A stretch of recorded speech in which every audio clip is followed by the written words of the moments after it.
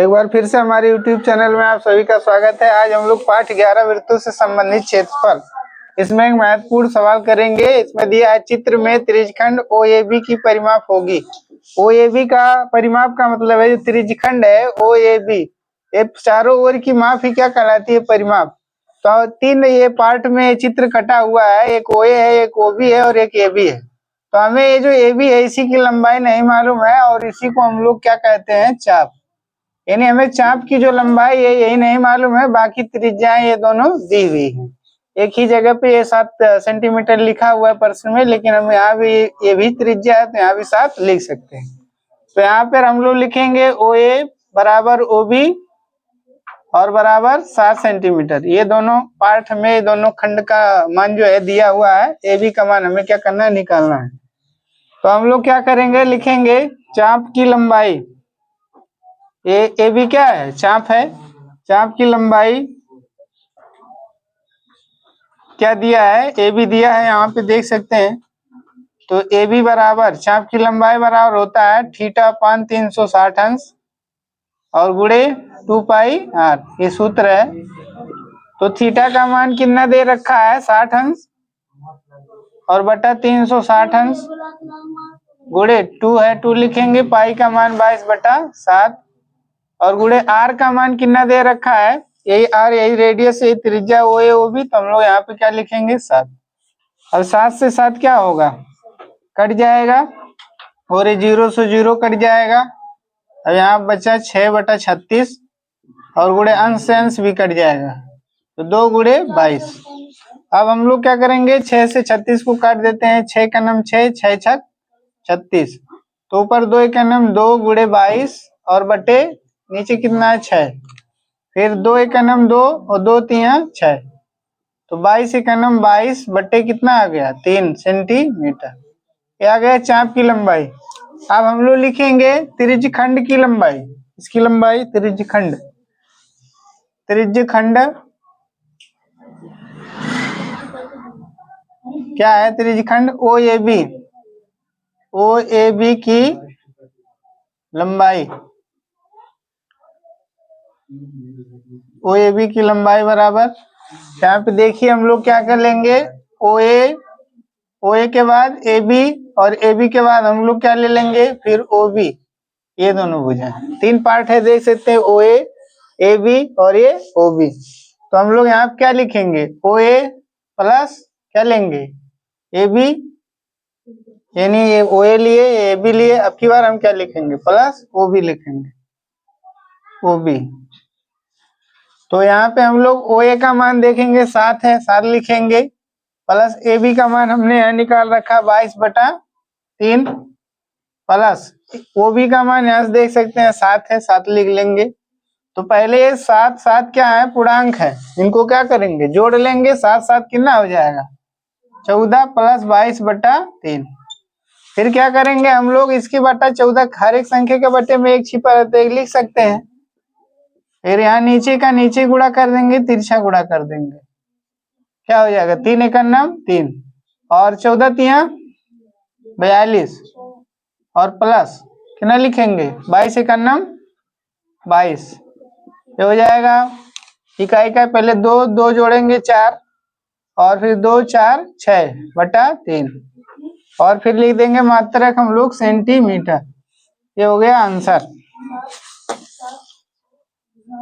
ये आंसर हो गया। तो विकल्प नंबर जो हमारा 64/3 उससे कहाँ पे है, फर्स्ट में है, तो विकल्प नंबर ये हमारा सही है। तो इसी तरह से हम लोग अब आगे बढ़ेंगे, दूसरा सवाल पढ़ेंगे। तो हम लोग दूसरा सवाल देखेंगे। दूसरा सवाल दिया हुआ है, त्रिज्या 8 सेंटीमीटर वाले एक वृत्त के अंतर्गत खींचे जा सकने वाले वर्ग का क्षेत्रफल। तो यहाँ पे एक वृत्त की त्रिज्या दी हुई है, तो हम लोग यहाँ पे क्या बनाएंगे, एक वृत्त बनाएंगे। इस तरह से देख सकते हैं, यहाँ पे क्या है, एक वृत्त है और वृत्त की हमें क्या दे रखी है, त्रिज्या। वृत्त की क्या दी हुई है, त्रिज्या। और इसी के अंदर क्या कह रहा है कि अंतर्गत, अंतर्गत का मतलब क्या है, अंदर। अंतर्गत का मतलब है अंदर, किसके अंदर, वृत्त के अंदर खींचे जा सकने वाले वर्ग का क्षेत्रफल। तो वृत्त के अंदर क्या खींचा जा रहा है, वर्ग खींचा जा रहा है। क्या खींचा जा रहा है? वर्ग, यानी अंदर ही होना चाहिए, बाहर ये जाना नहीं चाहिए। इस तरह से ये हमने क्या खींच दिया? वर्ग खींच दिया ना। इसके अंदर वर्ग खींचा, वृत्त के अंदर। तो इस वृत्त की हमें एक चीज दे रखी है। क्या दे रखी है? त्रिज्या दे रखी है। तो यहाँ पे ये वृत्त का सेंटर है, केंद्र है। मान लीजिए कि ये ABCD क्या है? ABCD जो है ये वर्ग है। इसके अंदर हमें त्रिज्या 8 सेंटीमीटर दी हुई है। मान लीजिए ये क्या है? O है, O पॉइंट है। O से A की दूरी कितनी है? 8 है ना। और यहाँ से O से C की दूरी भी कितनी है? 8 सेंटीमीटर। यानी जो AC है हमारा, ये दो चीज है। ये AC कौन सी चीज? AC क्या है? ये व्यास है वृत्त का। क्या है? ये वृत्त का व्यास है। और क्या है? और एक चीज और है AC, ये वर्ग का विकर्ण भी है। वर्ग का विकर्ण है कि नहीं? ये वर्ग का विकर्ण भी AC है और वृत्त का व्यास भी है। दोनों है कि नहीं है? या फिर हमें BD ले लें ऐसे भी, तो OB OD ये भी त्रिज्याएं होंगी और दो त्रिज्या मिलकर व्यास बन जाएगा। तो यहाँ पे जो हमें वर्ग का क्षेत्रफल निकालना है, इसका फार्मूला होता है कि वृत्त के व्यास का स्क्वायर बटा 2। ये क्या है? सूत्र है। या वर्ग का विकर्ण का स्क्वायर बटा 2। इस तरह से हम क्या कर सकते हैं? लिख सकते हैं।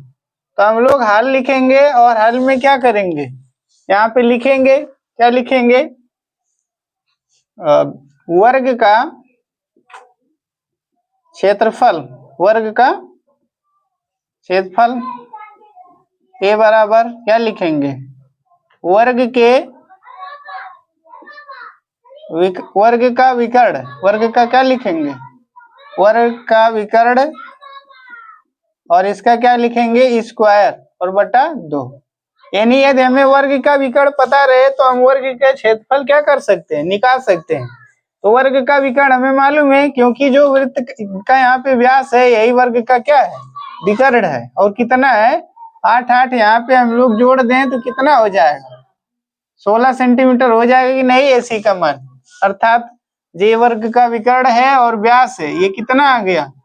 ये 16 सेंटीमीटर है ना। तो हम लोग यहाँ पे क्या लिख सकते हैं? वर्ग का विकर्ण की जगह पे 16 का स्क्वायर और बटे 2।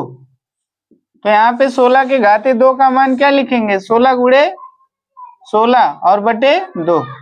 अब क्या करेंगे हम लोग? इसको काट देंगे तो 2 का नाम 2 और 2 अट्ठे 16। तो क्या बचा? 16 गुणे 8।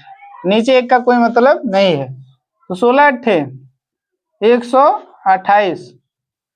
और मात्रा क्या लिखेंगे? Centimetre square. देख सकते हैं सब में दिया हुआ है सेंटीमीटर स्क्वायर। क्या हो गया आंसर? तो कौन सा विकल्प सही है? विकल्प नंबर जो हमारा है B, यही सही है। तो मैं उम्मीद करता हूँ ये वीडियो अच्छा लगा होगा। तो वीडियो यदि अच्छा लगा होगा तो हमारे वीडियो को लाइक करिए और चैनल को सब्सक्राइब करिए। वीडियो देखने के लिए बहुत बहुत धन्यवाद।